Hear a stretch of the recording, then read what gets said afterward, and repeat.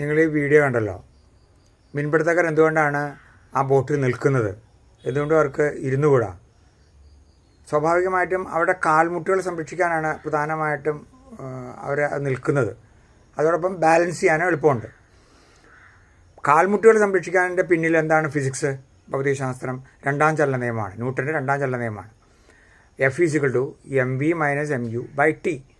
അപ്പോൾ പെട്ടെന്നുണ്ടാകുന്ന reaction force, boat വന്ന് ഉയർന്ന് വെള്ളത്തിൽ വീണ്ടും ആഞ്ഞടിക്കുമ്പോൾ അവിടെ കാൽമുട്ടുകളിലേക്ക് അനുഭവപ്പെടുന്ന ബലം കുറച്ചു കൊടുക്കാൻ പറ്റും. അതിന് അനുഭവപ്പെടുന്ന സമയം വർദ്ധിപ്പിക്കാൻ വേണ്ടി കാൽമുട്ടുകൾ മൊമെൻറ്റത്തിലുണ്ടാകുന്ന വ്യത്യാസം, നിരക്ക് കുറയ്ക്കാൻ വേണ്ടി കാൽമുട്ടുകൾ ഒന്ന് വളച്ചു കൊടുത്ത് സമയം വർദ്ധിപ്പിക്കുക. ഇതിനെയാണ് മറ്റൊരു രീതിയിൽ നമ്മൾ അവതരിപ്പിക്കുന്ന ഇമ്പൾസ് മൊമെൻറ്റം പ്രിൻസിപ്പിളായിട്ട്. അപ്പോൾ ബോറടിക്കുന്ന ഒരേ ഉദാഹരണങ്ങൾക്ക് പകരം ഇതൊന്ന് ശ്രമിച്ചു നോക്കൂ.